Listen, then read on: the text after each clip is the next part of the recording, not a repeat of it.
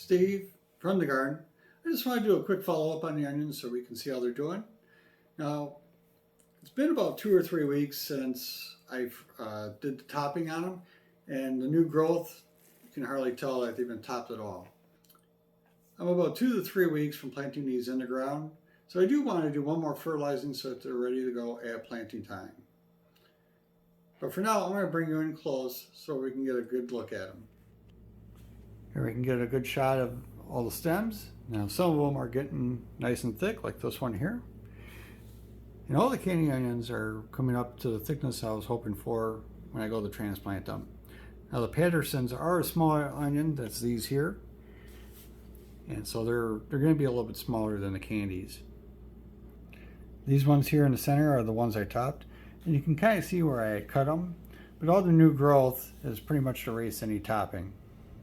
This will be my last fertilizing before they go outside. And like today, I had them out in my hinged hoop house. Even though our outside temperatures today are like in the upper 20s Fahrenheit, inside that hinged hoop house I have, the temperatures are like in the mid 50s.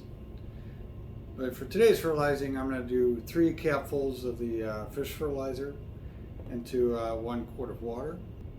Now, since I'm placing the onions upstairs in the germination station, I'm actually going to leave them downstairs right after I fertilize them for like the next day or so that the smell from the fish fertilizer can dissipate.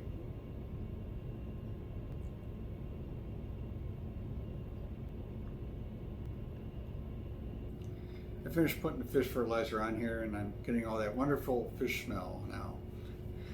Anyways, I'll put these on the shelf behind me here, let them dissipate that smell for another day or two, and then I'll end up putting these back upstairs where I had them. Looking at the forecast for the week ahead, my temperatures are going to start breaking into like the upper 30s to mid 40s. Now would be a good time for me to really start getting them outside during the daytime to do some hardening off.